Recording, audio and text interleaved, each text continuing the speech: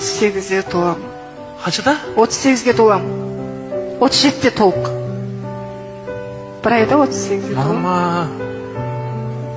Yok. Мен сізді примерно бір 48 ба деп ойлап тұрдым жаңа қазір. Қазіргі ойым тек ерекше баламда. Ерекше балаңыз ұл ма қыз ба? Ол. Бәрекелді. Қараңыздар, когда женщина начинает не признавать мужчину, еркек деп мойындамаған кезде, ол ұл туатын болса, оның да мойындауы қиын ғой. Түсініп тұрсыз ба? Сіздің басыңыздағы картина бейсінал тұрғыда, картинка мужчины слабые. Әкеңізден бастапшы. Ұлдарыңызбен повезло. Бірақ мына ұлға келген кезде сол именно осы травма шығады да аяқтан былай. Мынау еркек болатын болса, ол қандай болуы мүмкін? Менің басымда әлсіз болуы мүмкін.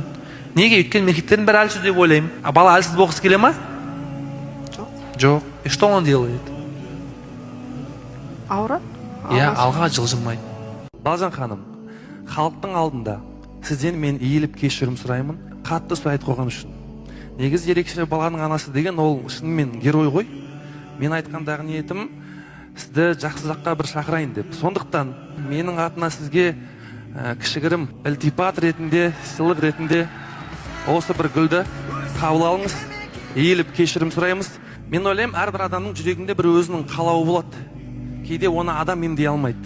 Сондықтан Алла қаласа, міне біздің сізге сыйлығымыз